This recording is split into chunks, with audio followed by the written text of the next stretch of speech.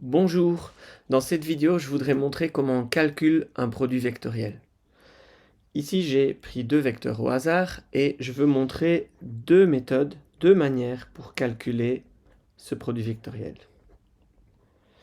La première méthode ce sera avec la distributivité et donc je suggère de réécrire les vecteurs en mettant bien les composantes selon x, ici 3 selon z, ici moins 1x, 9 selon y et 8 selon 1z. Ça va? Donc j'ai reformulé ce produit vectoriel et maintenant je vais simplement appliquer la distributivité. Un x cross un x, ça donne le vecteur nul. Donc ça ne donne rien. Un x cross un y, ça donne le vecteur 1z.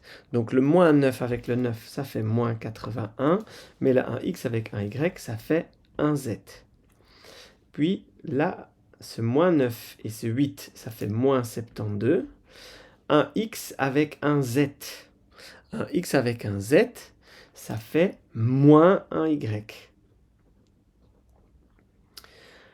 Ensuite, je vais faire la distributivité avec ce terme ici. Donc je vais avoir moins 3.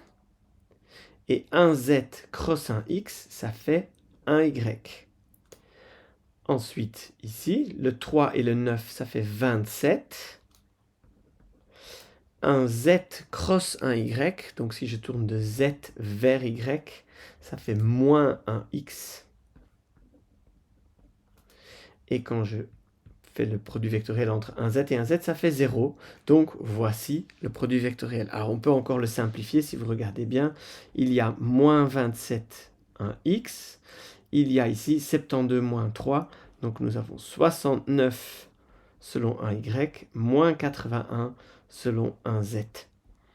Ok? Donc on peut réécrire ça si vous voulez. Moins 27, 69, moins 81. Ça, c'est la première méthode, la distributivité. C'est assez long et ça s'appuie en permanence sur les propriétés fondamentales du produit vectoriel. La deuxième manière est en utilisant un déterminant. Un déterminant, c'est quelque chose qu'on connaît en algèbre, ouais, et qui permet, dans ce cas-ci, on va dire, c'est un moyen mémotechnique pour pouvoir plus rapidement calculer le produit vectoriel. Comment est-ce qu'on écrit un déterminant? On met deux barres verticales et on va écrire sur la première ligne un x, un y et un z. Et sur la deuxième ligne, les deux lignes restantes, ici je vais écrire les deux vecteurs. Voilà. Donc ici j'ai écrit un déterminant. Plus tard, on verra que le déterminant est aussi utile dans les matrices, par exemple. Mais pour l'instant, c'est juste un moyen mémotechnique. Alors, comment est-ce qu'on calcule un déterminant comme ça? Il y a différentes manières qui existent. Ouais. Moi, je vais juste montrer une méthode. Ici, je vais montrer la méthode avec les cofacteurs. Mais les autres méthodes, comme Sarus et tout ça, sont très bien aussi. D'accord? C'est une question d'habitude. Moi, ici, je vais vous expliquer la méthode par cofacteur. Comment ça fonctionne? Eh bien, je vais parcourir la première ligne et pour calculer la composante, donc le résultat de ceci va être un vecteur, et pour calculer la composante de ce vecteur qui a selon 1x, je vais cacher la ligne et la colonne ici. Et ceci est ce qu'on appelle un cofacteur. Je vais faire ça fois ça, moins ça fois ça. Donc 0 fois 8, 0, moins 9 fois 3, ça fait moins 27. Ensuite, je veux regarder ce qu'il y a selon y, selon 1y. Alors, c'est un peu particulier. Pour le 1y, je suis obligé de mettre un moins. Ouais, donc ici, c'est plus, là c'est plus, mais pour le 1y, je suis obligé de mettre un moins. Donc je commence déjà par mettre un moins. Je vais peut-être le mettre en rouge ici. C'est ce moins-là. Ouais, donc ça, c'est quelque chose, c'est pour ça que je dis c'est un moyen mémotechnique. Il faut retenir qu'ici, pour 1y, il y a un moins à mettre. Qu'est-ce que je fais?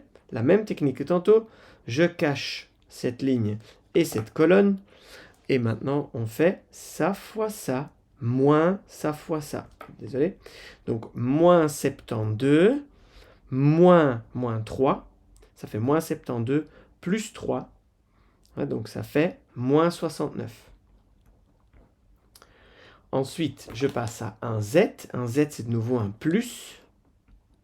D'accord? Donc, qu'est-ce que je fais? Je cache cette ligne, je cache cette colonne, et je fais ça fois ça, moins ça fois ça. Donc, moins 9 fois 9, ça fait moins 81.